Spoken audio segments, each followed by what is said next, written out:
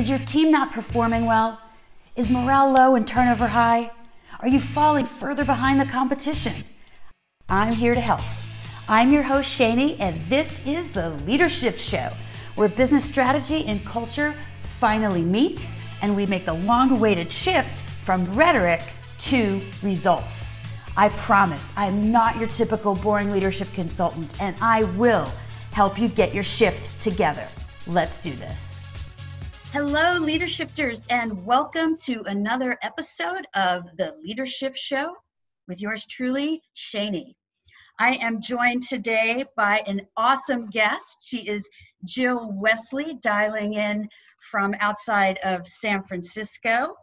And Jill is founder of the Science and Soul of Speaking. And her clients describe her as a secret weapon.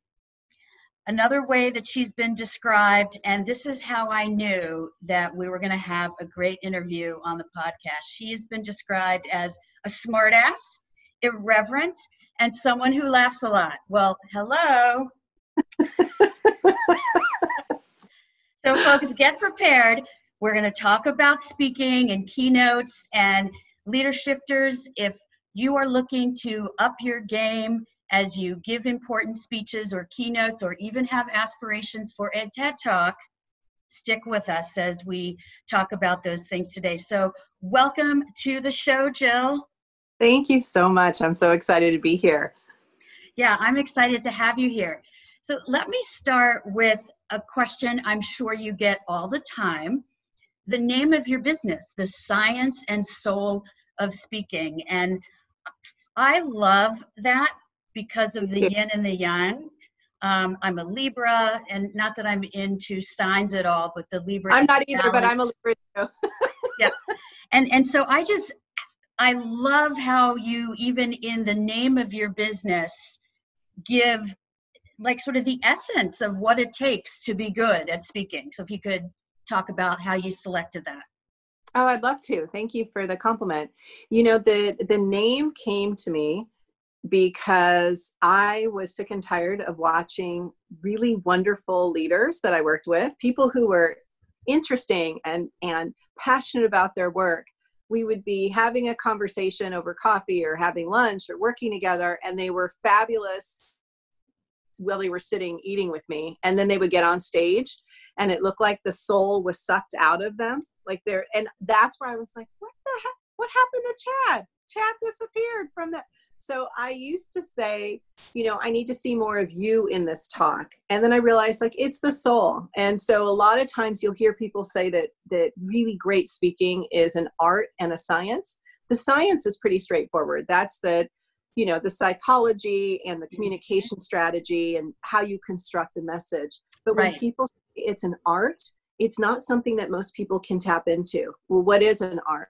But if I say soul, most people will immediately understand that it's that they get to show up as themselves. So if they're naturally kind of extroverted and sarcastic, etc., like me, that's how I am on stage. Right. And someone is more reserved and a little bit more soft-spoken, they deserve to be on stage too. We don't all have to act the same way. So the science and soul, that's what it means. Now, people will define soul differently. I always ask my clients, you know, what does soul mean to you? Some people are like me. I'm like, soul? Well, I'm thinking James Brown. But other people are thinking of something way more spiritual. I feel good. No, but I'm playful about it because you get to tap into whatever soul means to you. Right. Well, there's an authenticity about it that, yeah, of course you want to grab people's attention and you got to weave in some story because people won't remember what you said or what you did. They'll remember how you made them feel, right? All of the stuff that is more of the science and the structure. But if you get up there and you're not yourself, you'll never have the impact that you want to have in delivering the message. That's right. And, you know, as a successful woman professional, a lot of us early on didn't fully show up the way we would naturally show up because we had to navigate rooms where we were the first or only woman in the room. And so a lot of times I look back at footage of me years ago 20 years ago. And I'm thinking, who is that? Like, it looked like I was trying to be so serious. I needed to be taken seriously also because that was the messaging I was getting from others. Now, I mean, on stage, listen, I am who I am. Right. Well, and it works. Especially as a young woman, you felt like you had to be serious to overcompensate for the youth, even though, brilliance knows no age. So true. That's what no, it is really true. I think we both walk that path, and I don't want people to feel like they have to live or speak in an inauthentic way to be taken seriously. So part of my work is really about expanding the concept of leadership and what that looks like. That's amazing. I love it. And, it reminds me of a story that Brene Brown tells, speaking of authenticity, and right, she's the queen of vulnerability, everything she writes about. She talks about how a client was engaging her to come do a speech, and they said, can you stay away from the references to religion and stay away from the 4-letter words? And what she said to them was, listen, and I'm paraphrasing here, I've worked with thousands of executives, and one thing that I know is that when people are stressed out, the 2 things that they go to all the time are religion and cursing. So if you want me to curtail that, then I maybe am not the right speaker for you. Oh, it's so good. I actually have a sign in my office, a sign that says, maybe cussing will help. Of course cussing will help. Of course it will. I was raised never to cuss, but it's too late. Completely. I was raised not to cuss, but as soon as I started working at Goldman Sachs in a male-dominated industry, first in the oil and gas group and then on the trading floor, forget about it. And I was raised in Savannah, Georgia, where, I do declare. Right, exactly. Scarlett, my dear, I don't give a damn, as if damn was the worst word you could ever say. And, I throw F-bombs all the time. And my poor mother, up until the day she died, every time I said it, she would just cringe and tell me that I didn't have to use that word. You didn't have to, but I know, I think it's like a little act of rebellion. And plus there is research that shows it when people hurt themselves, it does help in terms of pain relief. Like, it's a release to be able to do it. So I'm just saying, I love it. So tell us a little bit about the types of clients with whom you work, both on a one-off basis and on an ongoing basis. Sure. My clients, I call them future makers. And the definition of a future maker is a person who's helping to shape the way we live and work. Okay. And so it's beyond, their work is beyond just getting up and doing a keynote. They're doing a keynote for a reason. Okay. It's not to check off a list, something on their list. They're using their voice to create significant change. So my clients are successful entrepreneurs. I work with senior executives in some of the world's top companies, and I work with pro athletes, and all of them have a message that I get the honor of helping them shape it and refine it and make sure that their intellectual property is really clear and people understand that this message goes with this person, and then they can create a movement as a result. Okay. I love that. And so, for example, do you have the liberty of giving us a few examples of some clients whose messages you have helped shape and give voice to? Sure. I have, I'm going to pick some recent examples. That way it's fresh in my mind. I do a keynote accelerator, and I just finished working with a cohort, and one of my clients is just fabulous. She was an early Uber exec, Harvard MBA, super brilliant, senior executive at another global firm. And her work was all about leading with kindness. And she said, "Is that too simple?" And I said, "No, we've both I'm in Silicon Valley. I've worked with, Fortune 100 companies my whole career.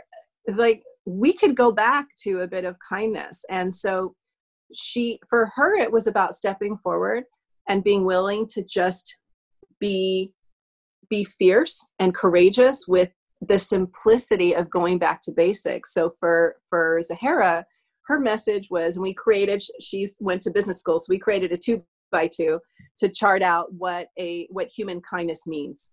And basically, human kindness is the courage to be kind to yourself, because often the leaders that are often the most difficult to work with or report to are people who are incredibly hard on themselves. They're chasing some dream that they're trying to prove something to people. They're highly critical of themselves when no one's around, and that spills out. So it's the courage to be kind to yourself and to offer that grace to others. And she thinks it's an act of courage to do it, which I think is fabulous. So that's an example of someone who was just in the group. Let me think of someone else who is, I'm working right now with head of strategy for, I can't say the company, but everybody would know who it was. That sounded mysterious. And his work is all about giving entrepreneurs the permission to not just fail fast and break things, but learn deeply from these things and remind entrepreneurs that when there's a failure, yes, you can bounce back and move on, but you have to take into account what happens to all those people that worked with you. There are a lot of these mythological stories in Silicon Valley about the leaders that get up and tell all their failure stories. And what's great about my client, he's saying, yeah, but those were other people's dreams that didn't come to fruition. And you can't forget about the people that helped you build. So it's not just all about us. Right. I love that. So people who have something meaningful to say, you help them craft it into, is it always a keynote, or can it be some other format? It is all different formats. So what I do with clients is we create the 10 to 12 minute foundation piece. And I call it an asset. It's the thing that someone's going to make money with. And it's because I do coaching for TEDx and TED speakers. The hardest thing for someone who has deep expertise and experience, the hardest thing for them to do is to pare things down to a short message. Yes. And even though a TED or TEDx talk, a standard talk was 18 minutes, there's a lot more experimentation with shorter talks on those stages because of the attention span of the audiences. So I do the heavy lifting with clients to create that 10 to 12 minute piece that they can then use for their media interviews, for podcasts, when they're panelists, when they're speaking on a stage, when they're speaking in a boardroom. It's the heart of what they're always going to be talking about. And then I teach a component-based system. So if someone's going to do a 90-minute keynote, they understand which components to add to it. If they're going to do a 3-minute segment on a morning show, they know how to pull out the essential piece from the 12 minutes to make sure it's a really strong soundbite. Oh, that's terrific. Okay. And how has this changed in the era of COVID, as there are less keynotes being delivered in person and in front of large audiences? Yeah. So there was a huge shift. I've been in the speaking industry almost 30 years. So it's basically been every 10 years. There's something that happens that in the economy that shifts things. So it was September 11th, and then in Silicon Valley, it was the dot bomb. And then it was again in 2009, the economic meltdown. And then right now with the pandemic. So the big shift was helping my clients speak effectively in a virtual world. And so many people just assumed, well, forget it then. I'm not gonna, there's no live speaking. And I always have to remind people, even if you're speaking virtually, it's live. I mean, there are mammals on the other side. You're not speaking into an abyss with no one there. So you may not be on stage the way you were.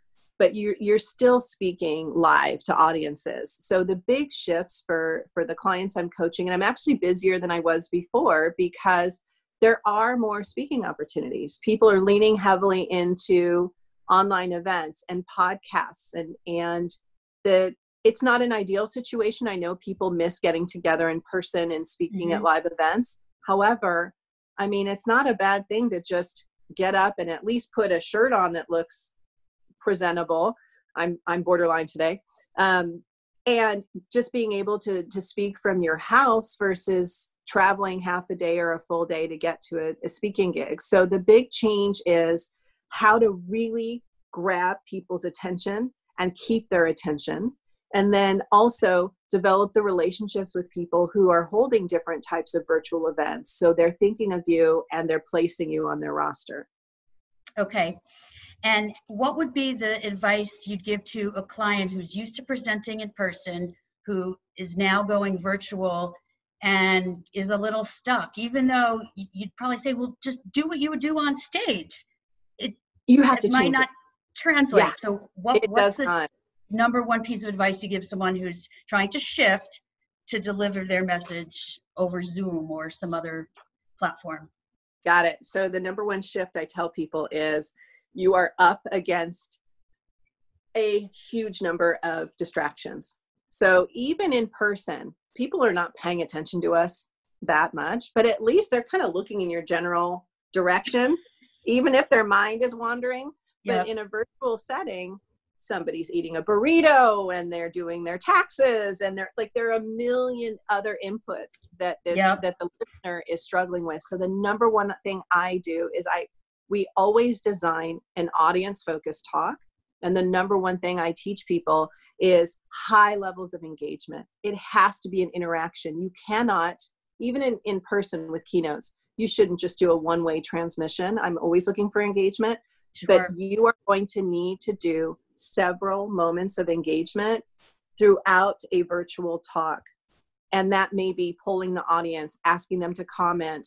It may be asking somebody to allow questions throughout your talk instead of waiting to the end, because you need pattern disruption to keep people on board with you, because they will drift away. And if we don't design for engagement, the video's on, but people aren't there with you. Absolutely. Okay. So being proactive about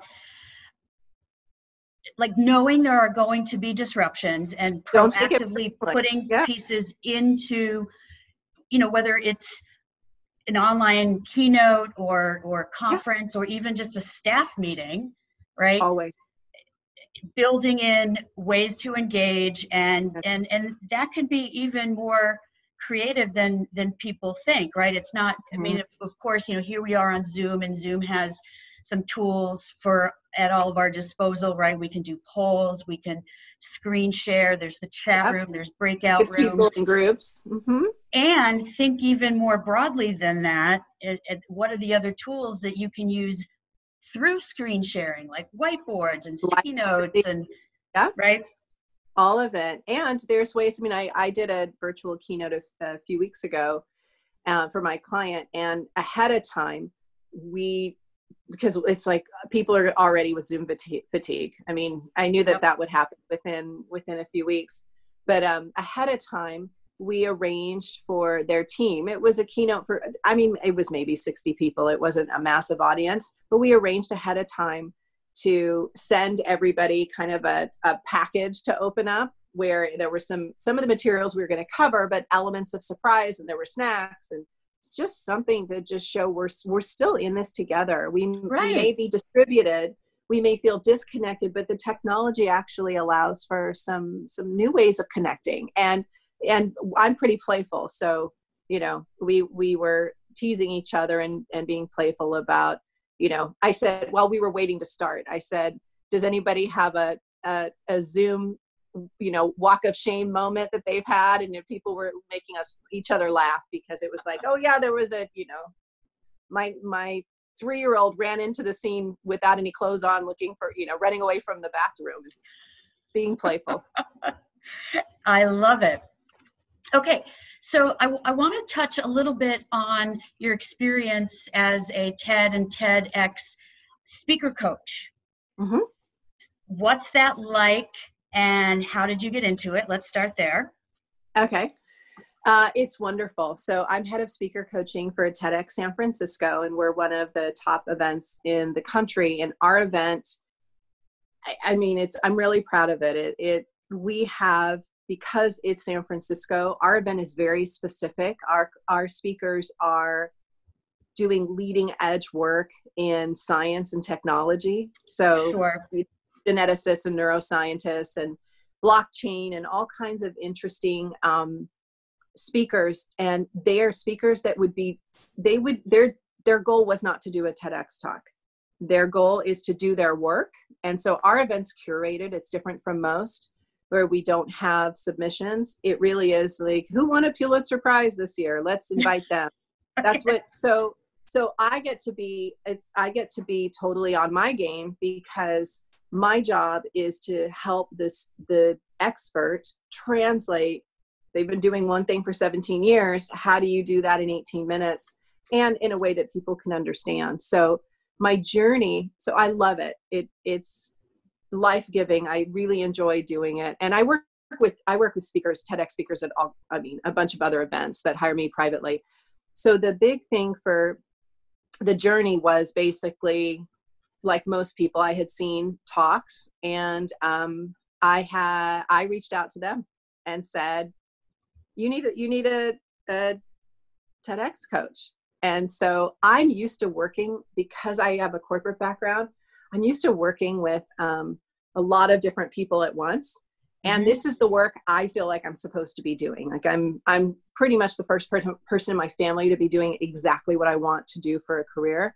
So some events will have 9 different people coaching the speakers, and that's fine. For me, it's not hard for me to coach 18 people at once. It's just because I have a system, I know what I'm doing.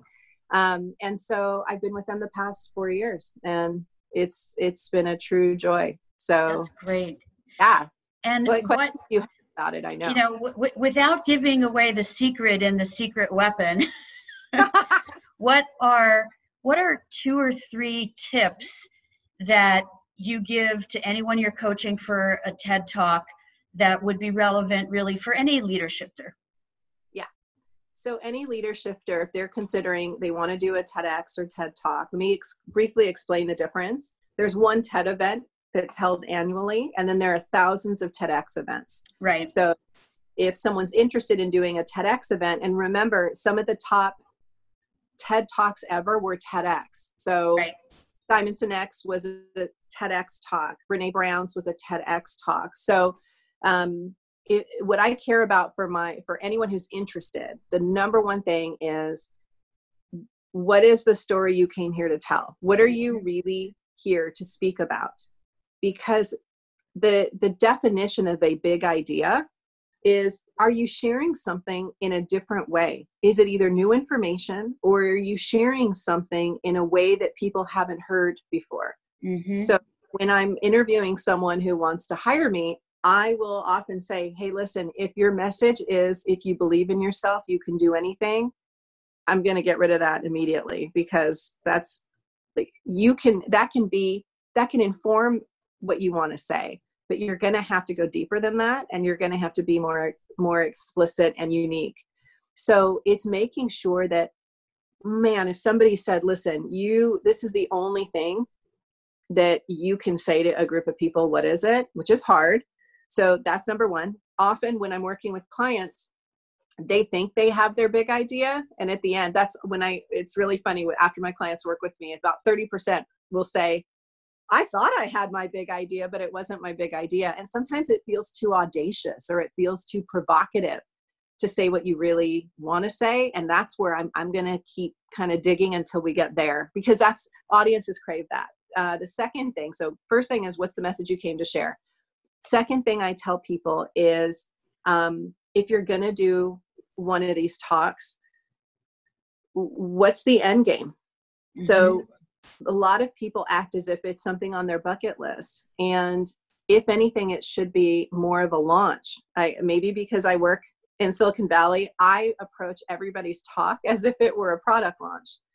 So what are you doing prior to the talk as we work together to let people know the talk is coming? It's a launch date of sorts. And then my goal, my clients who have millions of views on their talks are the ones that have really approached it as, wait, listen, just because I've done a TEDx talk and I can add TEDx to my bio, you want people to see it, don't you? You've put all months and months of work into this. So let's put together the platform. And once the talk is recorded, I help them put a plan together for getting people to see it. And then also from a business development standpoint, use that, leverage this really powerful message to help your nonprofit or help your business.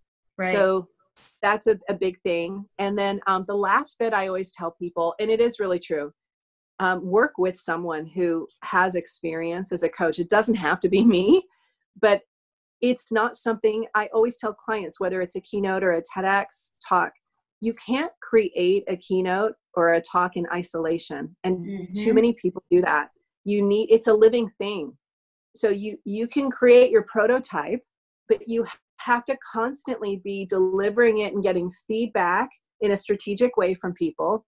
Yep. So you get a sense of what is landing and what isn't. And so the key thing is to think of it as a living thing. So by the time you get on stage, it's in your bones. You've spoken it aloud so many times, and it's integrated. You're not just, here's my talk I've memorized because I've done it in my living room 75 times. That's not it. You've tested it, gotten feedback, and improved it. Are TEDx speakers ever allowed to use teleprompters, or is it always from memory? Okay, so the TED event itself has made different accommodations for big celebrities or big execs who haven't had as much time to work on things. But in general, for the big TED stage, it needs to be memorized, and they'll have speakers practice for a year and a half. Like, it has to be, the production is so intense. They have to have it down. Our event, we work with speakers. Our event is in October, and I'll usually start with most of the speakers in February. Okay. And all of our speakers are super busy working on gigantic projects. Right. They're busy being future makers. Yeah, that's right. That's it. I mean, they're not look, I'm in the speaking industry, but our particular event isn't for speakers. It's for people. If it's someone who's doing a certain job during the day and they're coming to speak on it. So we're kind of original source, right? Stage. So it's someone talking about someone like you. Well, what is a leader shift? Well, let me tell you, having gone through these different experiences and coached at the highest levels, this is what I've come to tell you. It's that versus someone getting on stage and just talking about a bunch of other people's work the whole time. So you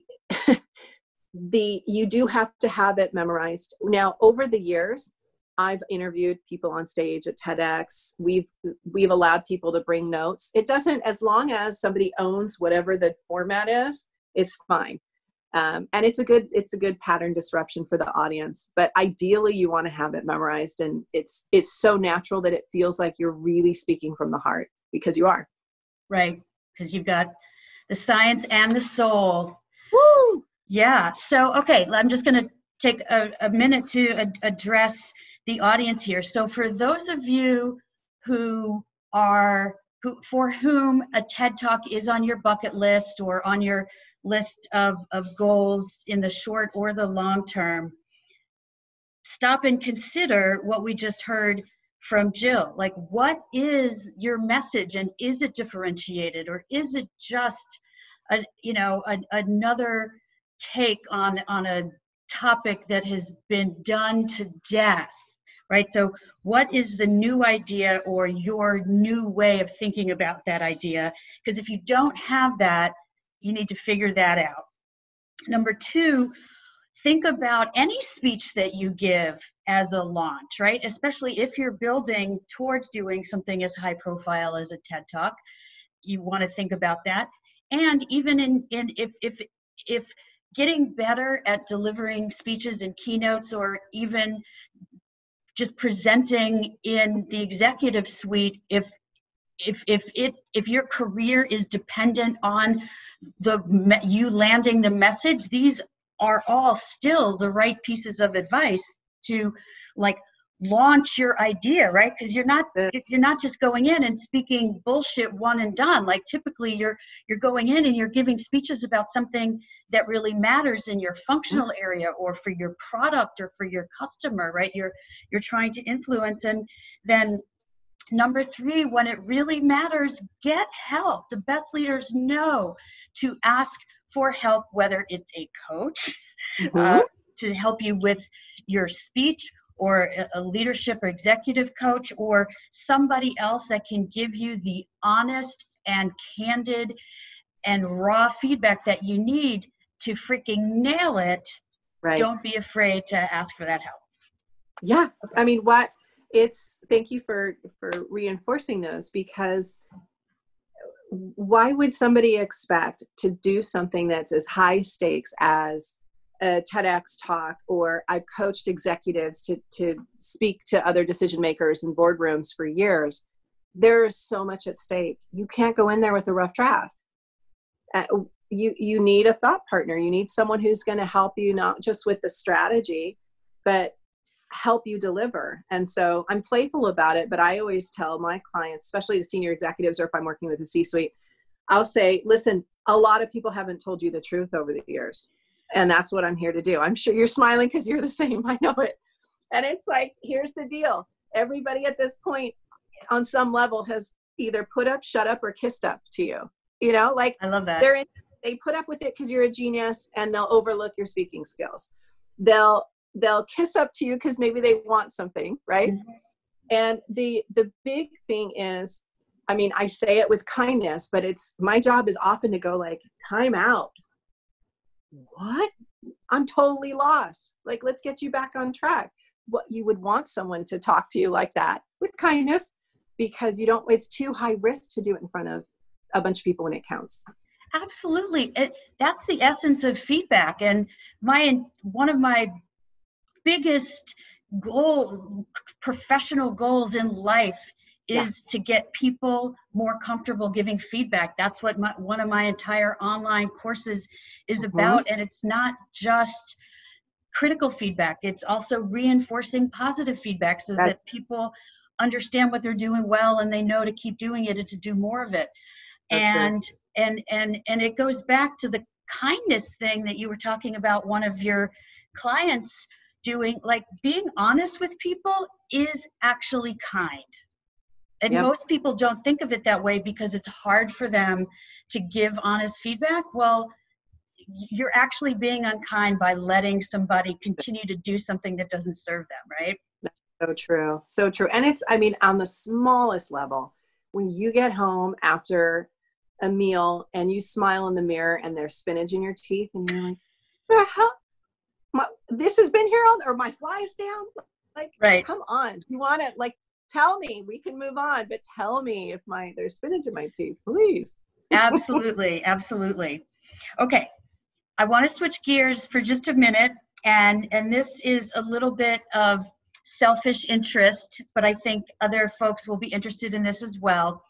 You work a lot with the NFL and NFL players, and I went to the University of Miami. Oh, that's why you're a hardcore football person. Yes. Yes. And although lately we haven't been anything to write home about, we probably have put more players in the NFL in the past 30 years that are household names than any other school out there. All right. All right. I love that you have continued loyalty and pride. Yeah. Perfect. Yeah. So we've been talking about the work you do with executives and TEDx speakers. Mm-hmm. How is it that you work with NFL players? I guess they have a message too, right? Oh my goodness, they definitely. Yeah, so talk to us about, what what types of messages you're helping them with and what the contexts are if it's different. Sure. I've been fortunate to work with NFL players for 15 years, and my goodness, it's such a joy to work with them. The clients I'm working with are speaking on behalf of their nonprofits. They may have an endorsement deal and they're speaking for a brand or a company. They've been asked to do a special appearance, and they're going to be addressing a large group of people in a community or in a business event. Okay. And I'll tell you, working with active players who are often much younger than I am, and then retired players that the pro athletes only play for a few years. So there's retired athletes who are in their early 30s. But the great thing about working with them is they know how to put their heads down and do drills. And so they have a stronger muscle than a lot of executives do. They're so used to, you've been talking about feedback, just like in your course. Coaching in athletics is about giving feedback. There's a feedback loop. Yep. You perform, you get feedback, you apply it, you get feedback, you apply. So they do actually, as a coach, those clients have an advantage because they'll try it. And if they know I have a game plan, if there's a play I'm asking them to try out, they understand the value of it, and that they respect the expertise I have if I've been doing it as long as I have. So they speak on all kinds of topics. I mean, from modern masculinity to environmental issues. They speak on healthy families. They speak on entrepreneurship, all kinds of fabulous topics that are relevant outside of football. I mean, the number one thing that they often want people to remember is that they're more than football. Right. And, you know, their ability to perform at high levels on the field is also something really valuable to go in and talk to a team or do a virtual keynote for a company, because they know more about resilience in a different way than a lot of people. Yeah, I love that. So God, there's so much there. I mean, so first of all, one of the things I heard you say that I want to highlight is they're coachable. Oh my gosh, they're totally coachable. So, and I think that's really important, because executives, when they get to a certain level, they either think they know it all, which you don't, or they think they need to come across as knowing it all. But the CEOs of the biggest companies in the world don't know it all and have coaches. Mm-hmm. Yeah. And so do yourself a favor, folks, be coachable. It's like so simple, but so important. And then the other dot I just connected was about the launch, right? Football players, by the nature of the sport, don't have long careers. I mean, maybe if you're special teams, you've got a longer career than most because you're a kicker and you're not getting tackled left, right, and center all the time. But really, doing some of these extracurricular speeches are a launch to like what's next after football in many cases, right? So they have to think of it that way. And that's what I'm really do, yeah. Yeah, and the analogy again for leadershifters, because I mean, as much as I'd love to think that I have a bunch of NFL or NBA or NHL players watching my podcast, prove me wrong in the comments. Tell me if that's you. I think most of my audience are corporate people, and so and a lot of them are thinking about what's next, because they either want to switch careers or they've been forced to into a career shift, or shifting industry, or even like their industry is going by the wayside. So whatever it is that's causing them to have to look forward, pretend you're a football player and you don't want to be washed up at 30. How are you going to set yourself up to launch the next phase? Right. Absolutely. Yeah. Okay. One last question before we call it a show, because it's topical. Diversity, inclusion, Black Lives Matter. There's we could have a whole podcast on this, I'm sure. I can't imagine that you don't have clients coming to you right now saying, I've got a big speech that I've got to give either internally or externally on that subject. That's right. I do. I actually have a background in diversity, equity, inclusion. So even though my day-to-day is doing strategy and speaker coaching, I do have that background. And the first thing I would say, first of all, thank you for asking that question, because it is important for us as a society to continue to use our voices and call people in and have tough, uncomfortable discussions, because I believe that that's how our country actually becomes stronger, is when we can, just like a family. If we never talk about things and we're giving each other the silent treatment, or we're always arguing, it's a dysfunctional family. If we can figure out some common ground. So I appreciate the question so much. So I have been very busy behind the scenes working with big companies and execs on how to do some messaging. And the number one concern people have is, I don't know what to say / what if I say the wrong thing? And I say, oh my gosh, you've been saying the wrong thing for years. Building, like, either nobody told you, but like, there's no human being who hasn't messed up. I understand that you feel like, I can't do anything wrong because I'll be punished. But listen, this is where resilience comes in. And again, here we come back to feedback. This is a time for people as a nation to get feedback on what the lived experiences are for other people. Right. I may not personally, and this is true, I may not have experienced the type of fear or violence or discrimination that other people have had, but it doesn't mean it's not real for other people. So as a leader, my responsibility is to create dialogue, and as a leader, to create an environment where people can feel seen and heard and understood. So I have a model that I teach, that I use with leaders, and it's a checklist basically. When they're going to put a message together and they're going to speak virtually to their team, or they're going to put together an email, or they're going to have a conversation on the phone with someone. And there are 5 steps that you can use. And basically, I mean, especially if it's someone who just like, listen, lady, just give me a checklist. I have it for you. I can't tell you exactly what to say, but I'm going to tell you, if you hit these things, you're going to have more success. So step 1 is you have to lead with truth.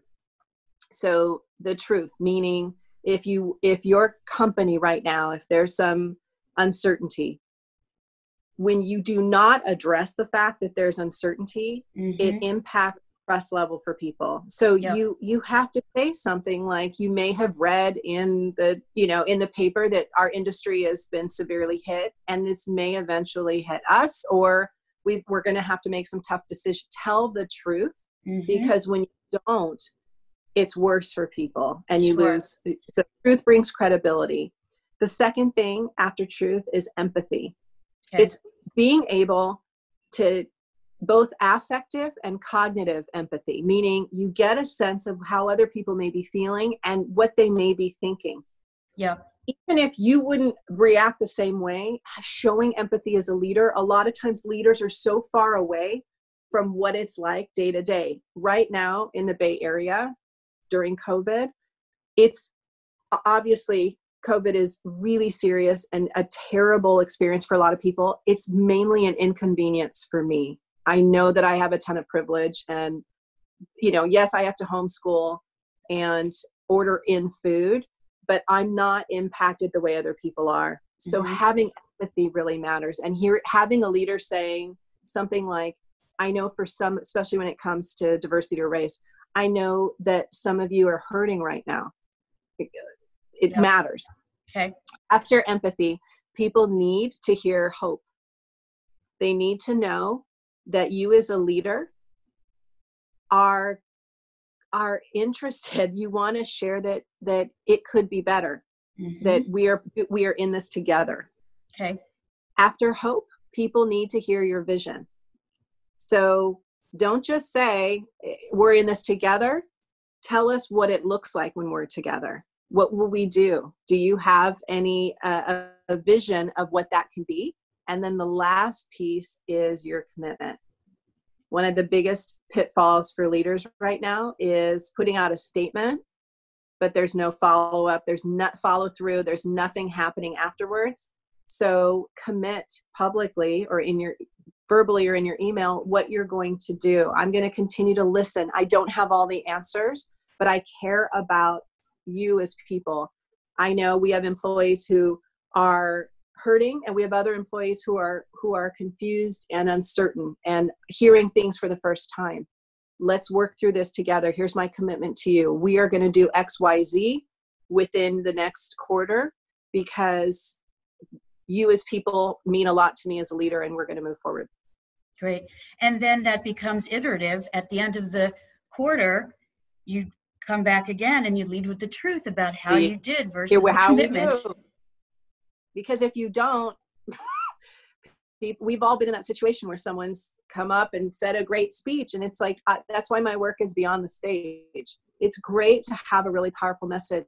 Did we create behavioral change? What shifts as a result? Right. What shifts? Right. Don't be the leader who cried wolf. Oh, we're going to do all these things to commit to more diversity and inclusion and hiring and promotion and and then to think it's going to go away, that you check the box by acknowledging it. No, it's not going to go away. Right. And remember that we're stronger together when we have tough conversations and when we bring more people into the room and sitting around the table. Yeah, that's fantastic. Well, Jill, thank you so much for joining us today. Thanks for having me. How can folks reach you if they want to hire you or check out one of your courses or otherwise engage with you?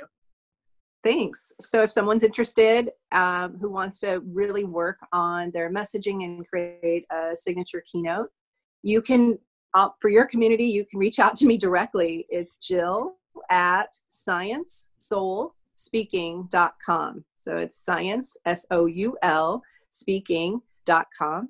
And awesome. I can give you more information. Okay, fantastic. So leader shifters, for those of you who are craving the TED Talk thing, I hope that you got a lot of value out of this today and that you'll follow up with Jill when you get your chance at the TED Ring.